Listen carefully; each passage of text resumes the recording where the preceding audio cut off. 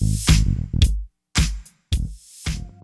teman-teman Surya Online dan juga Tribun Jatim, senang sekali rasanya Akira kembali menemani teman-teman semua dalam acara berbincang bersama Coach Ino di Bisnis Kuliner. Nah, kali ini setelah minggu lalu kita membahas tentang cara menentukan pembeli saat pandemi itu ditentukan dari personnya ya Coach. Iya. Nah, hari ini kita akan membahas dari segi produk yang akan kita tawarkan pada pembeli begitu. Nah, ternyata kemarin itu saya juga sempat baca-baca, ternyata ada dua hal yang mempengaruhi pembeli, mempengaruhi peminat pembeli terhadap barang yang akan kita jual. Yang pertama memang pasarnya tadi, yang selanjutnya adalah produk yang kita jual. Nah, hari ini kita akan bahas dari sisi produknya. Silakan Coach. Oke. Sobat Tribun Jawa Timur dan Surya Online, di sini saya Ino Coach Bisnis Kuliner kembali membahas bagaimana mudahnya meningkatkan omset, bagaimana caranya membuat suatu bisnis kuliner yang bisa rame sejak awal dengan meminimalkan diskon. Jadi kali ini kita membahas adalah cara menentukan pembeli, cara menentukan target pasar yang paling cocok saat pandemi, agar bisnis kuliner Anda bisa selalu laris manis. Jadi sebelumnya ya kita sudah membahas pada pertemuan sebelumnya adalah bagaimana menentukan target pasar. Kali ini kita review sebentar. Oke, baik. Jadi sebelumnya bagaimana agar bisnis kuliner ini bisa selalu rame meskipun dari awal sampai berbulan-bulan, itu harus memperhatikan dua variabel, yaitu variabelnya what sama who, target pasar dan produk. Jadi di sini adalah menentukan hal itu. Saya di sini nggak mau mengulang lagi ya, membahas yang kemarin, detail kemarin. Jadi mungkin pemirsa bisa menonton di video sebelumnya. Jadi kita bisa bagaimana meminimalkan pemberian diskon, meminimalkan pemberian promo besar-besaran, tapi bisnis selalu tetap rame gitu loh. Seperti kayak gitu. Jadi kemarin ya, kalau umpamanya produknya itu target pasarnya itu sulit dirubah ya. Jadi kalau gitu produknya yang dirubah-rubah gitu loh. Jadi kalau umpamanya kemarin itu Coach, saya jualan cuma pada teman-teman kantor saya. Jadi nanti produknya itu dirubah-rubah. Produk mana yang paling bisa cocok dengan target pasar pekerja kantor itu. Nah, Coach, kemudian kalau misal itu kan tadi kalau pasarnya yang nggak bisa diubah, jadi pasarnya udahlah aku pengen jualan di teman-teman kantor aja, berarti si penjual harus mengikuti selera teman-teman kantornya, gitu kan? Betul. Nah, kalau sekarang si penjual ini nggak bisa ngubah produknya, misal dia nggak pandai berkreasi, itu gimana, Coach? Jadi mungkin ya teman-teman ya, sahabat Tribun Jawa Timur dan Surya Online menonton episode kemarin, loh Coach, saya tidak pinter merubah-rubah produk saya. Jadi produk saya itu yang paling enak seperti kayak gini. Contoh mungkin, coba deh kalau menyambar Mbak Kira paling pinter bikin apa deh? Anggaplah saya paling pinter bikin spicy wings. Memang itu yang saya bisa. Selain itu saya nggak bisa. Jangan ngomong ini ya, paling pinter buat ini ya, ngerebus air ya. Paling pinter ngerebus telur. Jadi kalau umpamanya Mbak Akira, Coach, saya paling pinter membuat spicy wings. Betul. Spicy wings sangat sulit sekali untuk spicy wingnya itu dimodifikasi. Mungkin spicy wingsnya itu dibikin ada crispy-nya, atau mungkin ada sayurnya segala macam. Mbak Kira tidak terlalu mampu untuk membuat varian-varian produk yang kayak gitu. Jadi kalau memang ya produknya itu sudah fix, Coach, saya paling enak bikin spicy wings itu kayak gini, wes gak bisa diutak-atik. Saya bukan chef, saya nggak pernah ikut les masak atau apalagi sekolah masak segala macam, paling enak kayak gini gitu loh. Jadi karena produknya itu memang sudah fix ya, nggak bisa dirubah-rubah, jadi variabel yang lain itu yang harus ngalah. Jadi produknya sudah fix, sudah tetap, kita mencari target pasar siapa yang paling cocok. Contoh gini, menurut dari Mbak Akira sendiri, kalau namanya spicy wings itu paling cocok itu ke target pasar siapa deh mungkin? Kalau spicy wings pertama adalah orang yang suka pedes, coach. Yang kedua pasti milenial karena ini termasuk makanan yang nggak terlalu berat tapi nggak terlalu ringan, jadi cocok kalau untuk ya cemil-cemil santai lah sambil nonton atau gimana gitu. Jadi kalau kayak gitu nggak terlalu cocok ya kalau maunya menjualnya ke keluarga yang sudah punya anak besar-besar. Atau mungkin keluarga yang punya anak kecil, jadi cocoknya kan untuk anak muda yang selalu update muda. Dan spicy wings kan produk yang memang kekinian, seperti kayak gitu. Jadi seperti kayak gitu pemirsa, kalau banyak produk spicy wings ini sudah benar-benar fix ya, jadi kita harus milih target pasar siapa, jadi kita fokus menjual pada siapa. Jadi jangan sampai seperti ada pengusaha yang pernah saya tanya, target pasar Anda siapa? Dia menjawab adalah semua orang. Lah kalau semua orang berusaha fokus mengeluarkan seluruh sumber dayanya, resourcesnya, effortnya untuk menjual ke semua orang. Karena kalau umpamanya kalau menjual ke semua orang itu tidak fokus, sulit untuk menghasilkan duit besar. Jadi ujung-ujungnya biasanya kasih diskon. Nah, kalau kasih diskon, ya bisa sih mendatangkan omset besar, tapi kan kepotong ini keuntungannya. Betul. Harusnya yang dapat keuntungan anggaplah 100%, kita cuma bisa dapat 50% karena 50%-nya untuk diskon tadi ya. Karena berusaha menjual ke semua orang. Betul. Contoh kalau umpamanya menjualnya ke anak-anak milenial. Jadi nanti fotonya ya memfoto anak-anak muda, anak-anak milenial itu lagi makan spicy wings. Jadi lagi nonton drakor atau lagi mungkin ketemuan. Jadi fokusnya menjual ke anak-anak muda. Jadi tanpa bikin diskon, itu benar-benar produk ini benar-benar membuat tertarik target pasar yang paling cocok. Seperti kayak gitu. Jadi mungkin tadi ya yang Mbak Akira contohkan. Sekarang saya memberikan beberapa contoh. Jadi beberapa contoh ini beberapa pengusaha kuliner yang sudah pernah saya coaching sebelumnya. Contoh ya, bila ada pengusaha yang dia itu menjual tart dari Perancis. Jadi produk itu namanya kue cheese. Kue cheese itu tart asli Perancis. Dia resepnya otentik. Karena pengusahanya ini dia lulusan sekolah chef luar negeri. Jadi dia itu paling pintar membuat tart dari Prancis ini gitu loh, kue cheese ini gitu loh. Resepnya otentik, rasanya seperti asli di Prancis. Jadi orang-orang yang pernah ke Prancis, pernah makan produk ini tahu, ini kan rasanya persis sama di sana gitu loh. Jadi karena produknya sudah ditetapkan, saya bikin kue cheese ini tidak bisa dirubah-rubah. Kalau menjual ke semua orang, kayaknya capek.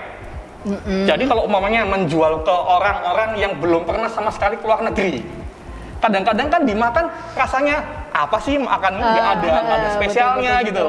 Jadi nggak bisa cocok di lidah ya. Iya, nggak bisa dijual dengan harga mahal. Tapi kalau target pasarnya adalah orang-orang yang memang sering keluar negeri, apalagi sudah berkali-kali ke Perancis. Itu benar-benar tahu value-nya, rasanya benar-benar sama dengan yang aslinya di Perancis, jadi bisa dijual daripada sering-sering ke Perancis atau setiap hari ke Perancis makan ini aja, jadi rasanya Perancis banget gitu loh. Jadi itu contoh salah satu pengusaha kuliner yang pernah saya coaching. Jadi jangan sampai menjual ke semua orang, capek, bisa bahaya gitu loh. Contoh pengusaha kuliner yang pernah saya coaching ya, dia pengusaha kuliner dari Bandar Lampung. Jadi ownernya ini dia itu kiblatnya itu adalah pada jogger. Jadi dia itu suka aneh-aneh gitu loh. Bikin produk yang aneh-aneh. Jadi ownernya ini suka membuat bakso yang lain dari biasanya. Suka yang aneh, unik, langsung nggak kepikiran. Jadi ada contohnya, kalau di sini sudah banyak ya, kalau namanya kayak bakso beranak. Dia sudah bertahun-tahun lalu, 4 tahun, 5 tahun yang lalu dia sudah buat gitu loh. Bahkan sebelum bakso beranak ini happening ya? Iya, belum happening belum di happening di Surabaya gitu loh. Ada juga dia bikin baksonya itu adalah ini rib mantan, jadi dibuat kayak kuburan gitu. Wow. Langsung juga ada bakso balon. Jadi bakso balon itu kulitnya itu benar-benar kayak balon, jadi keset gitu warna kuning gitu loh. Dan macam-macam gitu loh. Dan juga yang pernah dia buat adalah bakso ya, yang besar banget. Jadi berapa kilo ya? Besarnya aja segini gitu loh. Jadi kalau dia tidak tahu caranya, salah jalan, menjual ke semua orang, capek. Betul. Karena produk ini aneh-aneh, dagingnya itu banyak, kan kebanyakan pengusaha biar harganya murah, dagingnya sedikit tapi tepungnya yang banyak. Kalau dia nggak mau, bener-bener harus dagingnya itu banyak gitu loh. Kalau dijual ke semua orang, pasti banyak banyak ditawar, kok mahal dan segala macam dan lain-lain. Jadi karena produknya ini ya adalah produk yang baksonya aneh-aneh tapi kualitasnya nomor 1 gitu loh. Dagingnya banyak. Jadi dia harus milih, dia harus menjual ke siapa. Seperti kayak gitu. Jadi contoh ya, jangan menjual ke semua orang. Kita akan capek dan tidak bisa menghasilkan duit banyak. Jadi ujung-ujungnya pasti ngasih diskon. Iya, betul. Kita harus mengurangi ngasih diskon gitu loh. Seperti kayak gitu. Dan juga ada pengusaha kuliner di Surabaya. Dia membuat produk yaitu nasi bebek. Kalau umpamanya diomongin nasi bebek, apa yang kepikiran dari Mbak Kira nih? Nasi bebek makan pakai tangan. Oke, nasinya kepul-kepul. Nasinya kepul panas. Langsung kalau makan itu tangannya itu kena sambelnya, langsung mulutnya belepotan segala macam kayak gitu ya. Betul. Langsung harus dagingnya itu harus dilepas dari tulangnya segala macam gitu loh. Ya, semacam itulah. Oke, jadi kalau umpamanya susah ya makannya. Kalau umpamanya lagi meeting kantor, lagi meeting penting di kantor, masuk akal nggak kalau umpamanya di tengah meeting yang penting itu makan nasi bebek? Kayaknya enggak sih. Enggak ya?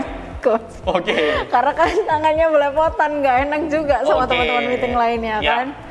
Jadi ini ada pengusaha kuliner yang pernah saya coaching, dia membuat nasi bebek yang dibuat rendah lemak. Jadi ada proses khusus, jadi lemaknya itu berkurang banyak gitu loh. Wow. Dan dikemas seperti burger gitu loh. Jadi kayak nasi kepal gitu, bisa dimakan tanpa mengotori tangan gitu loh. Jadi dia itu bikin produk yang agak aneh seperti kayak gitu. Sebelum dia di coaching, dia bingung. Coach, saya jual ke siapa ya? Banyak orang tuh nggak cocok, harus diskon baru baru laku. Kalau nggak promo, nggak diskon, nggak laku gitu loh. Oke. Jadi saya arahkan memang produknya sudah fix ya. Nasi bebek yang kayak burger ini, nasi bebek kepel namanya brandnya, dia saya arahkan untuk menjual ke orang-orang kantor. Betul. Jadi orang-orang kantor yang dia sibuk, tidak sempat makan di luar, lagi meeting segala macam, bisa makan nasi bebek enak, tapi tidak sampai belepotan, langsung juga bajunya aman dari kena sambal dan segala macam gitu loh. Itu seperti kayak gitu loh. Langsung ini juga ada pengusaha kuliner yang saya coaching sekitar 4 atau 5 tahun yang lalu. Dia itu paling ahli membuat nasi kuning. Jadi dia itu catering, tapi karena produk yang unggulannya nasi kuning, jadi dia terkenal sebagai pengusaha nasi kuning. Jadi fokus menjual nasi kuning dengan berbagai kemasan. Jadi ada yang ada hiasannya, ada tumpeng mini segala macam dan lain-lain, dan juga ada dia pakai besek. Oke, besek. Karena ini dia memang fokusnya menjual nasi kuning ya.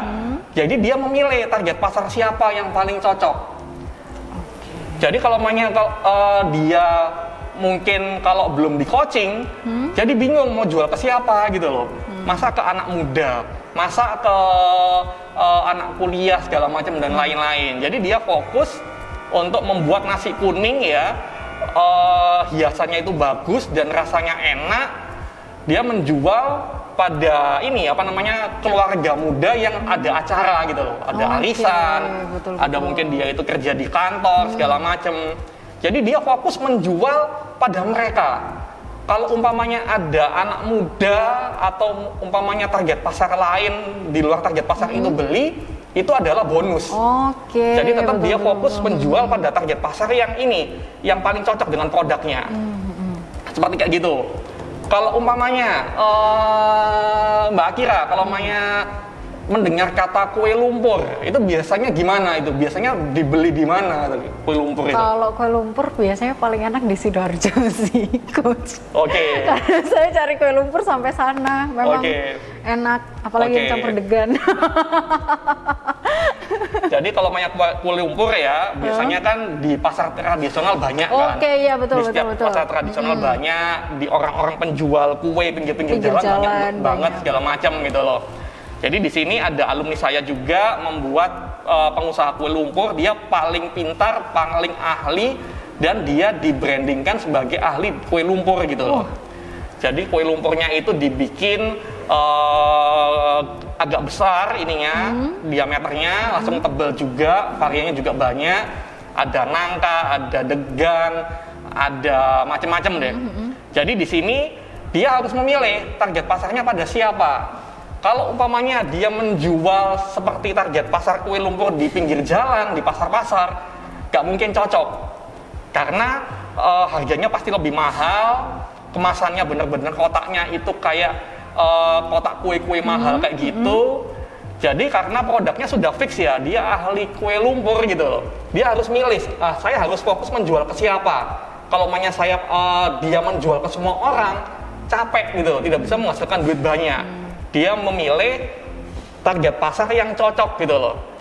Jadi seperti kayak gitu pemirsa. Jadi kalau umpamanya Anda ya merasa, Coach, saya itu tidak pinter merubah-ubah produk. Kalau produk saya paling enak ya gini, kalau mau dirubah sesuai dengan target pasar saya nggak bisa, Coach. Jadi kalau kayak gitu harus fokus, bangga dengan produk yang benar-benar yang paling enak.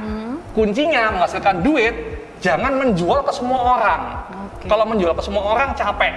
Jadi harus benar-benar dipilih target pasar siapa yang mau dibidik. Entah itu anak sekolah, atau mungkin anak kuliah, atau mungkin anak kuliah yang baru lulus, baru mendapatkan pekerjaan tapi belum nikah, atau mungkin keluarga muda, keluarga yang punya anak kecil, atau keluarga senior, keluarga yang anak-anaknya sudah besar.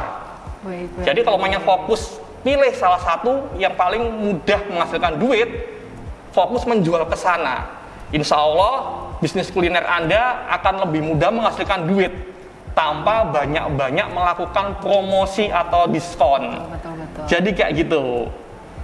Bagaimana? Mudah kan caranya? Sangat mudah nih berarti. Berarti kalau misal kita nggak bisa ngubah produk, teman-teman bisa mengubah target yang mau dituju. Misal kayak kue lumpur tadi kita ngomong, mungkin range usia yang akan beli kue lumpur itu dari anggaplah 18 sampai 30 tahun. Ya udah kita fokus aja di situ gitu betul. Kan. Nanti perkara orang di luar umur itu yang beli itu bonus. Gitu. Supaya kita juga nggak tadi kayak coach bilang kita nggak perlu bikin diskon terlalu banyak karena kan kasihan yang jual juga kalau misal bikin diskon terus-terusan kan. Iya, jangan malah tidak ada yang beli atau sedikit yang beli. Kalau umumnya lagi diskon, baru banyak yang beli. Jadi nanti orang-orang nungguin. Udah deh, ini nanti ada diskon lagi nih bulan ini. Jadi saya nunggu deh, kalau umumnya ada diskon baru beli. Jangan sampai kayak gitu pemirsa. Oke, baik. Nah, terima kasih Coach Ino atas tipsnya hari ini. Nah, sampai jumpa di minggu depan yang akan membahas tips-tips lain soal bisnis kuliner bersama Coach Ino juga. Kalau begitu Akira pamit. Sampai jumpa minggu depan.